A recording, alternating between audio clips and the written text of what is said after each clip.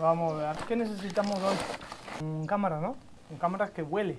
Más hasta arriba va a tocar el cielo.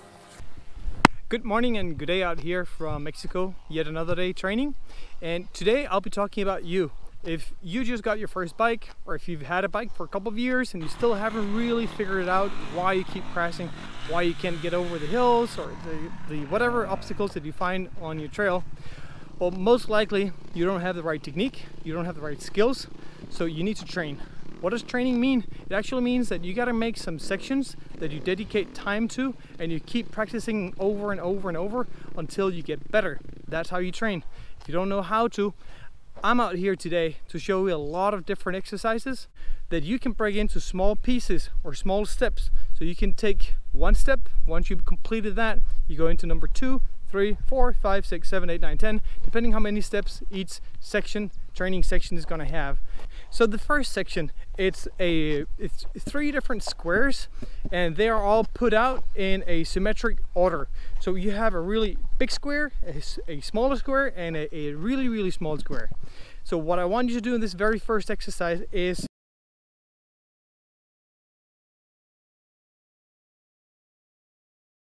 get out and ride around on the first big square.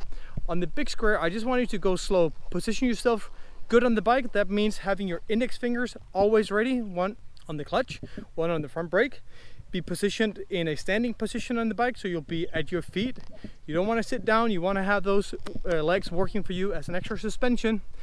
And try to go around just a square, slow, nice, easy. First gear, maybe second. Right now, it's not about speed.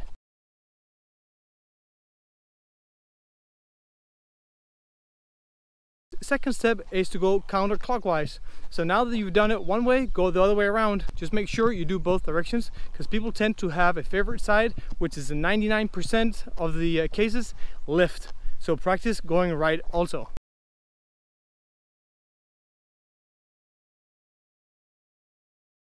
When you're riding around, just try to be relaxed and use your rear brake for now. And little by little, once you feel comfortable with using the rear brake, you start applying the front brake and let go of the rear brake. So you swap it. Now get comfortable with both brakes until you're comfortable with each brake individually, and then you start mixing them. Those two things has got to be working together if you want to have a good braking power.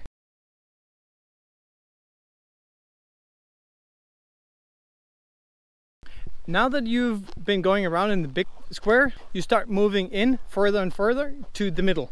The middle box is a lot tighter.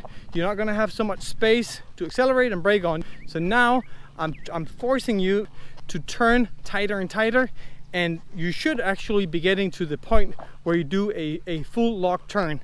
If you're not already doing that, you will for sure once you get to the last and tiniest of the 3 squares.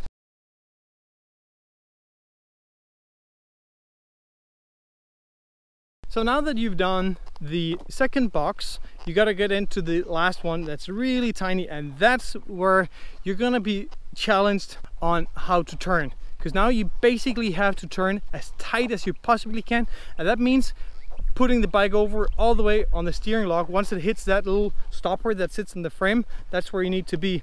Now this is a very difficult exercise for beginners, so take it easy, use the rear brake to begin with. And always have your index finger ready on the clutch and on the brake. So you'll be working between 4 different elements here. You have your clutch, you have your brake, you have your body, and you have your accelerator. So those 4 things has got to be working together. Now, if you do want to turn even tighter than the maximum steering of your handlebar allows you, there's 2 things you can do. Either you take out that little stopper that sits in the frame that prevents you from smashing into the radiator. Of course, you shouldn't remove it if that means you actually are smashing into the radiator. So you can play with that and adjust it a little bit.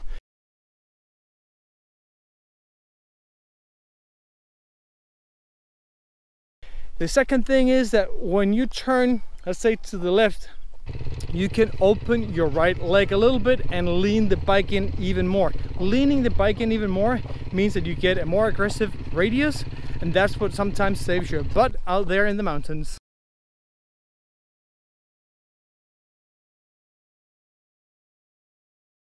So another really easy way to use these cones and use the section that we already built is to just go along one straight line down through all the cones, all the squares. Alright, so you just stay as close as you possibly can to the cone and you try to maintain your balance at low speed. I know it seems super simple, but I'm sure that someone's going to have some trouble getting this done.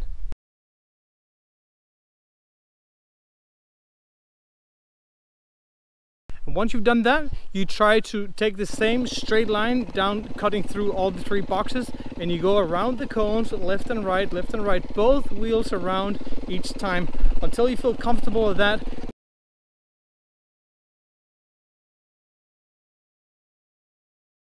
Try to do the same thing, but now you take only the front tire around the cone that you're turning and the rear tire goes on the inside. So it's a little variation, but it's actually a whole lot more difficult.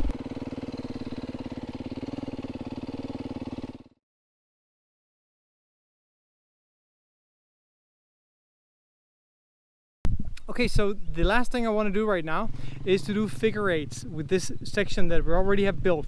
So the figure 8 is always going to be combining the 4 cones in the middle, which are going to be 2 yellow and 2 blue ones. You're going to combine that with the red cones, the ones that are furthest away to begin with. So first you just do a big loop around the red cone, you come back in, you do your loop around the yellow and the blue ones, and you come back out. So you got to start feeling comfortable with that before you move on to start working with the cones that are closer to the center.